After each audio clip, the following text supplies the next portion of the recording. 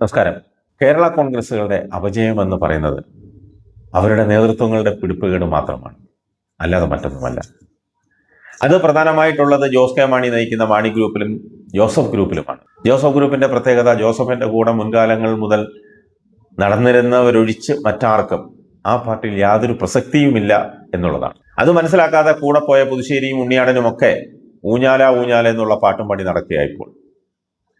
ഒരു GP സ്ഥാനം പോലും പാർട്ടി പിളർപ്പ് സമയത്ത് ജോസഫിന്റെ കൂടെ കൂടിയവർക്ക് നൽകിയിട്ടില്ല.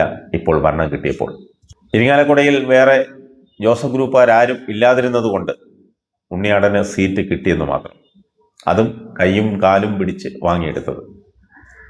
മുൻപ് മൂവാറ്റുപുഴ സീറ്റിൽ ഫ്രാൻസിസ് ജോർജിനെ സ്ഥാനാർത്ഥിയാക്കണമെന്ന് KM മാണി ആവശ്യപ്പെട്ട കാലത്ത് ബഹളമുണ്ടാക്കണ്ട, അത് വേണ്ട എന്ന് KM മാണിയുടെ ചെവിയിൽ പറഞ്ഞ PJ ജോസഫ് അന്ന് മനസ്സിൽ കണ്ടത് ഇടുക്കിയിലും പാലായിലും പിറവത്തും തൊടുപുഴയിലും കോതമംഗലത്തും കേരള കോൺഗ്രസ് മത്സരിക്കുമ്പോൾ ഇടയിൽ ഒരു കോൺഗ്രസ്സുകാരന് സീറ്റ് കൊടുത്തില്ലെങ്കിൽ തൻ്റെ തൊടുപുഴ സീറ്റിനെ ബാധിക്കുമെന്നുള്ളത് കൊണ്ട് മാത്രമായിരുന്നു അന്ന് മൂവാറ്റുപുഴ സീറ്റ് വിട്ടുകൊടുത്തത്.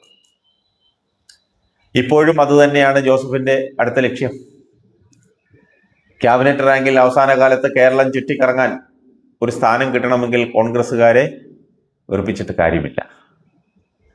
അതുകൊണ്ട് കേരള കോൺഗ്രസിന് കിട്ടാവുന്ന സ്ഥാനമാനങ്ങളൊന്നും UDF നിന്നും ചോദിച്ചു വാങ്ങുന്നില്ലെന്നുള്ളതാണ് ജോസഫിന്റെ ഇപ്പോഴത്തെ നയം. മാണി ഗ്രൂപ്പിന് ഇടതുമുന്നണിയിൽ ചേർന്നപ്പോൾ സംഭവിച്ച അതേ അപകടമാണ് ജോസഫ് ഗ്രൂപ്പിനെ കാത്തിരിക്കുന്നത്. തങ്ങളുടെ കൂടെ ഇടിയും അടിയും കൊണ്ട് എല്ലാ അവഗണനയും പേറി നടന്നവർക്ക് സ്ഥാനമാനങ്ങൾ ചോദിച്ചു വാങ്ങി കൊടുക്കുവാനുള്ള സന്മനസ് അത് PJ ജോസഫ് കാണിച്ചില്ലെങ്കിൽ മാണി ഗ്രൂപ്പിന്റെ അതേ ഗതിയായിരിക്കും അടുത്ത തെരഞ്ഞെടുപ്പിൽ ജോസഫ് ഗ്രൂപ്പിനെ കാത്തിരിക്കുന്നത്. ഇടതുമുന്നണിയിൽ മാന്യമായ പ്രവേശനം ലഭിച്ച മാണി ഗ്രൂപ്പ് ഭരണം കിട്ടിക്കഴിഞ്ഞപ്പോൾ അവർക്ക് അവകാശപ്പെട്ടത് യാതൊന്നും ചോദിക്കാതെ തനിക്കും തൻ്റെ പിണിയാളുകൾക്കും മാത്രം ആവശ്യമുള്ളത് ചോദിച്ചു വാങ്ങി കളം കാരിയാക്കി.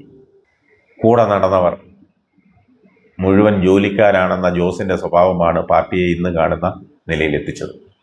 ജോസ് കെ മാണി ജനിച്ച കാലത്ത് പിതാവ് ആനപ്പുറത്തിരുന്നത് കൊണ്ട് കീഴിലുള്ള മുഴുവൻ പാർട്ടിക്കാരും വേലക്കാരാണെന്നുള്ള ചിന്തയാണ് ജോസിനെ പിന്നോട്ട് നയിക്കുന്നത്. കഴിഞ്ഞ ഭരണത്തിന്റെ അവസാന കാലത്ത് മുന്നണി മാറ്റവുമായി ബന്ധപ്പെട്ട ചർച്ചകളിൽ റോഷി അംഗീകരിച്ചില്ലെന്നൊക്കെയുള്ള വർത്തമാനങ്ങൾ പറയുന്നുണ്ടെങ്കിലും അതിൻ്റെ എല്ലാം പിന്നാമ്പുറത്ത് നടന്നത് രസകരമായ ചില കഥകളാണ്. മലയപുലയൻ തന്റെ മാടത്തിന്റെ മുന്നിൽ നട്ടുവെച്ച വാഴക്കന്ന് വളർന്ന് കൊലവെട്ടാറായപ്പോൾ തമ്പ്രാൻ വന്ന് വെട്ടിക്കൊണ്ടുപോയ കഥ ചങ്ങമ്പുഴ നല്ല വെടുപ്പായിട്ട് നമ്മളെ പറഞ്ഞ് പഠിപ്പിച്ചിട്ടുണ്ട്. അതുപോലെ ഒരു ദിവസം തന്റെ കൂലിക്കാരായ 5 MLA-മാരെയും വിളിച്ച് നമ്മൾ ഇനി ഇവിടെ നിന്നാൽ ജയിക്കില്ല, നമുക്കപ്പുറത്തേക്ക് പോകാമെന്ന് തമ്പുരാൻ കൽപ്പിക്കുന്നു. സഭ്യമല്ലാത്ത ഏതോ വാക്കുകൾ പറഞ്ഞ് ഈ MLA-മാരിൽ ചിലർ ഉടുതുണിയും പൊക്കിക്കാണിച്ച് അവിടുന്ന് ഉണ്ടയിട്ടു. അതിന് റോഷിയെ കുറ്റം പറഞ്ഞിട്ട് വല്ല കാര്യമുണ്ടോ? പ്രത്യേകിച്ച് കാര്യമൊന്നുമില്ലെന്നുള്ളതാണ് പൊതുജനം പറയുന്നത്. മുൻപ് തോമസ് ചാഴികാടനെ പാലായിൽ വെച്ച് മുഖ്യമന്ത്രി പിണറായി വിജയൻ പരസ്യമായി വേദിയിൽ ശാസിച്ചിരുത്തിയ സമയത്ത് മുന്നണി മാറ്റം ആലോചിക്കാമായിരുന്നു. ഒരു കാരണമുണ്ടായിരുന്നു. അല്ലെങ്കിൽ വാസവനും കൂട്ടരും ചേർന്ന് തോമസ് ചാഴികാടനെ കോട്ടയത്ത് ലോക്സഭയിൽ തോൽപ്പിച്ച സമയത്തും ആലോചിക്കാമായിരുന്നു. ഒരു കാരണമുണ്ടായിരുന്നു. അല്ലാതെ ഭരണത്തിന്റെ അപകർഷണം മുഴുവൻ കഴിച്ചു തീർത്ത് അവസാന കാലത്ത് ഒരു സുപ്രഭാതത്തിൽ വെളിപാടുണ്ടായതുപോലെ ഇവിടെ നിന്നാൽ ജയിക്കാത്തത് കൊണ്ട് അവിടേക്ക് പോവുകയാണെന്ന് പറഞ്ഞ് ഇറങ്ങിപ്പോയാൽ ജനം ചെരുപ്പൂരി അടിക്കും. പോകുന്നത് ജോസല്ലേ? UDF എത്തിയിരുന്നെങ്കിലും ഇതിനും വലിയ ഗതിയൊന്നും വരാനില്ലായിരുന്നു. വോട്ടർമാരെന്ന് പറയുന്ന വൃത്തികെട്ട കുറച്ച് ആളുകൾ ഇവിടെ ഉണ്ട്. അവന്മാർ കയറി പണിതുകളയും, കയറി മേയും. ചാനലുകളും പത്രങ്ങളും മാത്രമാണ് ഇവന്മാർ കാണുന്നത്. അവരിൽ പലർക്കും മാണിസാറിന്റെ മുഖം ഓർമ്മയില്ല. അത് തിരിച്ചറിഞ്ഞ മാണി ഗ്രൂപ്പിലെ പഴയ MLA-മാർക്ക് ഒരു ബിഗ് സല്യൂട്ട്. ജോസേ, ആദ്യം ജോസിന്റെ സ്വഭാവം തന്നെ മാറണം. പാർട്ടിക്കാർ മുഴുവൻ കൂലിക്കാരാണെന്നുള്ള ചിന്താഗതി മാറിയില്ലെങ്കിൽ ജോസ് ഒരു കാലത്ത് നന്നാവുകയില്ല. ഈ പാർട്ടിക്കാരെല്ലാം കൂടെ നിന്ന് പണിയെടുക്കുന്നത് അധികാരം കിട്ടുന്ന കാലത്ത് അവർക്കും ചില അപകർഷണങ്ങൾ കിട്ടുമെന്നുള്ള പ്രതീക്ഷയിൽ തന്നെയാണ്.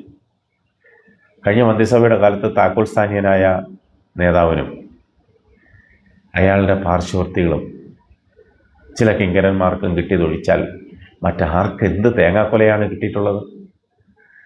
ഇടതുമുന്നണിയിൽ ചർച്ചയ്ക്ക് പോകുമ്പോൾ അവിടെ ഇരിക്കുന്നവരുടെ വിലയ്ക്കും നിലയ്ക്കും ഉതകുന്ന രീതിയിലുള്ളവരെ വേണമായിരുന്നു ഇവിടുന്ന് ചർച്ചയ്ക്ക് അയക്കുവാൻ.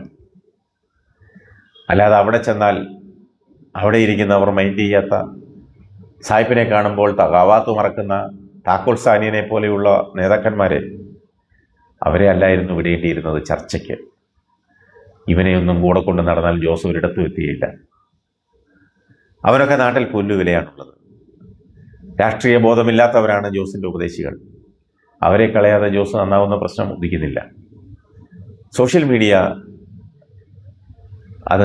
അതിൽ കിടന്ന് ആക്രമിക്കുന്നുവെന്ന പാർട്ടിക്കാരുടെ പരാതി അസ്ഥാനത്താണ്. പ്രവൃത്തി ദോഷം കൊണ്ട് ഭവിക്കുന്നത് മാത്രമാണത്.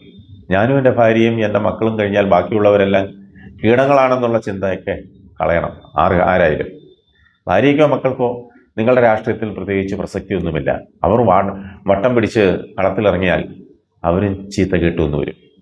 ചീത്ത കേൾക്കാൻ തയ്യാറല്ലാത്തവർ കളത്തിൽ ഇറങ്ങരുത്. ഈ പണിക്ക് ഇറങ്ങുമ്പോൾ ഇത്തിരി തൊലിക്കെട്ടിയൊക്കെ ഉണ്ടാവണം. അത് മാത്രമേ പറയുന്നുള്ളൂ. ബാക്കി അടുത്ത ദിവസം പറയാം.